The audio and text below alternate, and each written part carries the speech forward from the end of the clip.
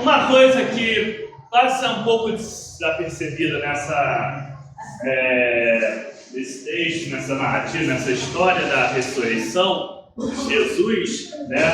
Ou melhor, nesse primeiro testemunho da ressurreição, é que para conseguir esse testemunho é preciso um tanto de coragem. Não sei se todo mundo vai lembrar, mas depois da crucificação, os discípulos como um todo, eles estavam escondidos. Eles não estavam, eles estavam apavorados, né?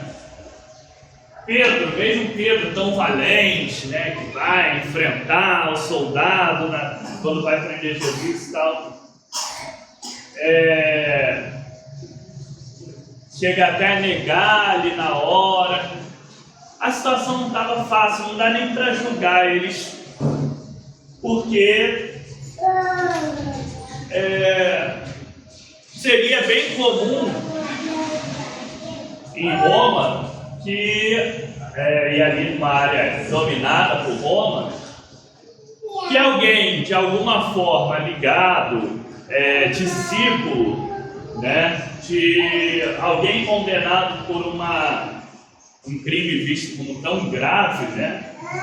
É importante te lembrar qual era a sentença que estava em cima da cruz de Jesus, né, que o acusava de ser rei dos judeus.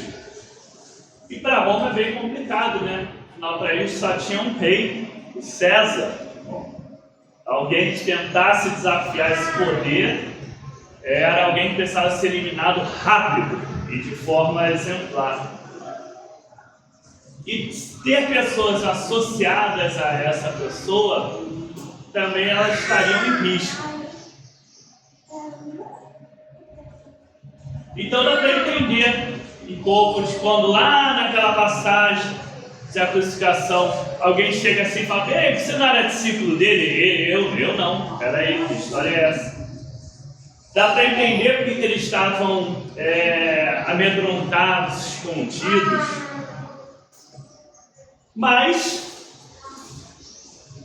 vendo esse cenário, Maria Madalena, e como está no texto, que eu acho engraçado, e a outra Maria, resolvem ir lá visitar o túmulo, e cuidar, né? Afinal foi naquela correria, era sexta-feira, ia iniciar o Shabat, ninguém poderia fazer mais nada, então Jesus foi, digamos assim, enterrado de qualquer jeito para correr com o horário. Então elas iam para cuidar. Mas na verdade nem elas sabiam muito como é que elas iam fazer. Porque além do risco, óbvio, se alguém flagrasse elas por lá,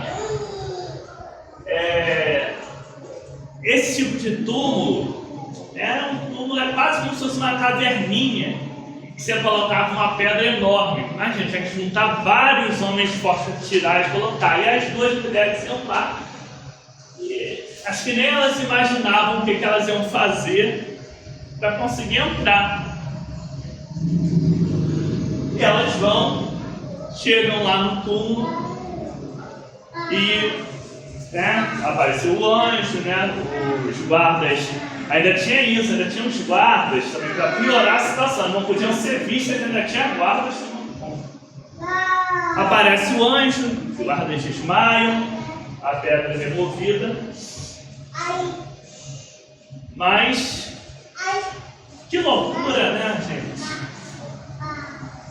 Elas realmente, olhando friamente, com uma razão simples, não faz o menor sentido a ideia de os discípulos lá, quando devem ter chegado a saber que elas foram lá, devem ter pensado: elas são malucas, o que elas vão fazer lá?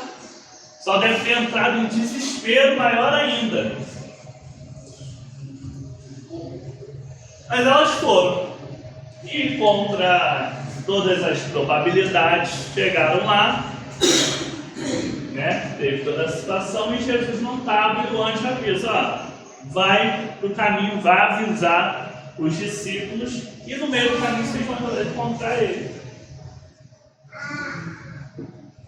Mais uma coisa para a conta, né? Elas ainda vão encontrar Jesus no caminho e ainda vão ter que voltar para falar com os discípulos, ó, Jesus ressuscitou. É aí mesmo que ele ia falar que todos ficaram doidos, pirados. Fazem tudo isso e ainda voltam com essa história. Inclusive aí não dando spoiler, que a gente vai ver no próximo. Vai ter discípulo que vai pensar mesmo, que vai falar quase isso, né? Que história é essa? Eu tenho que botar minha mão lá para ver, na ferida dele para ver. Para eu acreditar, senão não acredito. Mas, olha que interessante. Às vezes a gente vai pensar e vai associar a ideia da coragem, né? Muito com o momento da crucificação, um momento trágico, difícil, duro, né? E de fato foi. E até coincidentemente, talvez, já na crucificação ali a gente já não tem mais discípulos, né? Na história, a gente lembrar da narrativa, quem está lá são as mulheres e o João, que o João era o novinho da história. Era um garotinho ainda que estava ali no grupo.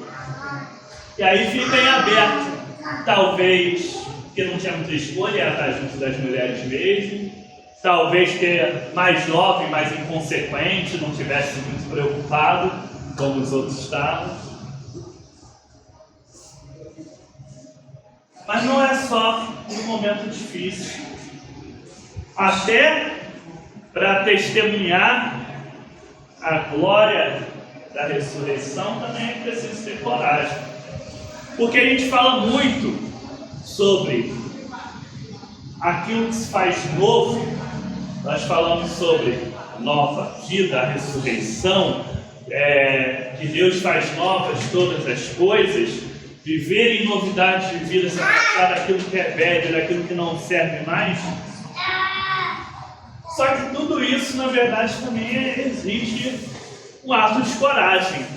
Uma coragem que é bem pouca às vezes, porque a gente vai contra os riscos, não faz ideia de como é que vai conseguir tirar aquela grande pedra do caminho, a gente só vai. A gente segue o que a gente entende que precisa, que é necessário, que é o certo, que precisa ser feito. E elas, dando esse passo, fazendo aquilo que cabia a elas, Deus completou a obra. O resto o anjo do Senhor resolveu. Para nós é fundamental que nós consigamos também hoje reconhecer a ressurreição de Cristo, mas reconhecer profundamente, sinceramente, um ato de coragem, um ato que exige que nós estejamos abertos à novidade de vida, abertos a que Deus complete a obra em nós. Fácil, não é? Nada foi até aqui. A gente já viu essa história, Semana Santa, a gente sai da quaresma, né?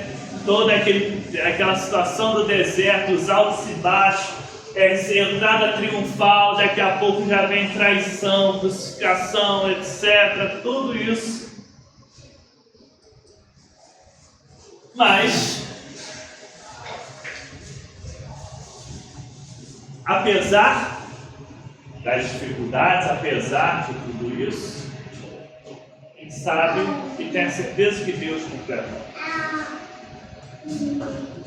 A mensagem da ressurreição de Jesus, ela é uma mensagem não de que as coisas são fáceis, não de que a gente não precisa ter coragem, não de que a gente vai ficar deitado esperando as coisas acontecerem.